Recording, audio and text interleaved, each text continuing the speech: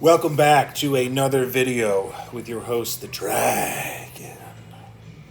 If this is your first time watching one of my videos, I'm currently going through a herniated disc L5S1, probably a little bit of L4 as well. And I am choosing exercises that are going to complement push-related gains, but also keep the back as safe as humanly possible. The first exercise on deck is a Nautilus incline press. Really great piece of equipment. A little bit about this gym. I typically go to a commercial gym, but on this day it was a big, massive traffic jam, oil spill type situation. So I wanted to check out something that was pretty close by. Loads and loads of old school equipment. Really, really awesome hypertrophy bodybuilder type of old school gym. Very much enjoyed it. We'll probably be back in the near future. But ultimately, everything that they had was something that was great for me going through the herniated disc. I think we loaded this baby up to 3 plates and a 10. That was my top set. Got a very good pec contraction on this one. Very, very good.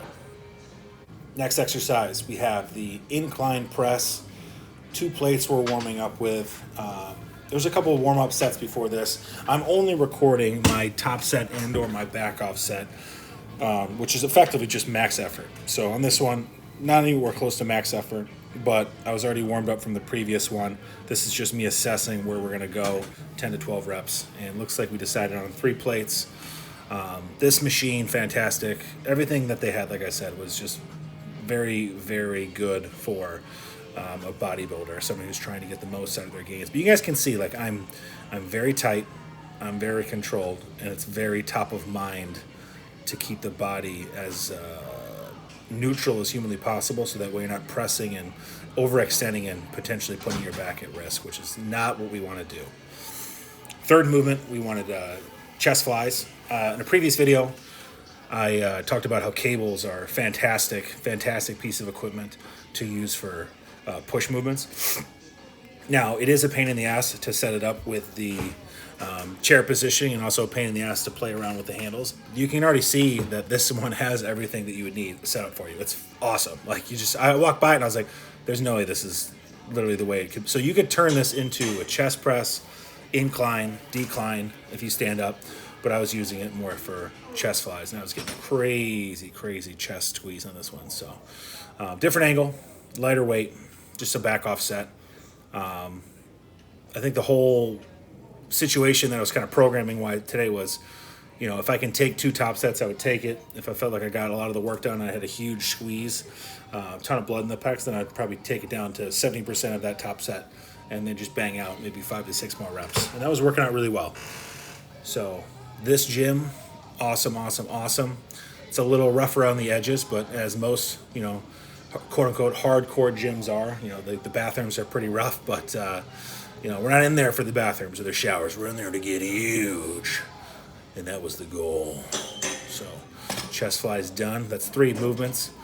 Shooting for, I believe, 5 on the day. So if this is the 4th movement, we have laterals, and this machine is starting to kind of peep its head out in commercial gyms, as well as the Arsenal lateral raise. You can kind of see for me, I'm trying to go a little bit higher than parallel to the floor. I'm going for as far as my range of motion will allow me to go without taking the pressure off the side delts. Ultimately, I think on this one, where I'm really trying to push weights potentially on like my pressing movements, I'm more so concerned with repetitions, picking a weight that's good for over 10 to 12, and then just crushing it as hard as I possibly can. So another view here. You can kind of see I'm keeping my shoulders back and retracted, trying to only use those side delts to get the job done, and just focusing on the course of action. Speaking of focusing, I did notice at this gym, with less foot traffic, less people, man, was it easy to get the job done and not be distracted with waiting for machines or people feeling like you need to jump on their machine. So it was nice. It was like a nice change of pace versus your more commercial gyms with 400 people texting and doing all types of young gun type of behavior. It's things that I probably did when I was that age, but boy, oh boy, it is not advantageous if you are trying to hit your gains within an hour. Tricep pushdowns, not my favorite movement. Not my favorite piece to do the tricep pushdowns with, but it was efficient. By this time, I think I was getting pretty hungry. We are in the bulk. We're trying to average around 4,000 calories. I typically burn anywhere from like 35 to 37 per day, being the dad that I am. So 4,000 pretty much gets the job done, and I was getting real hungry. So we only got one set. Thanks for watching the video. If you guys are struggling with back-related issues, you know where to go. The Dragon. Thank you. Aus.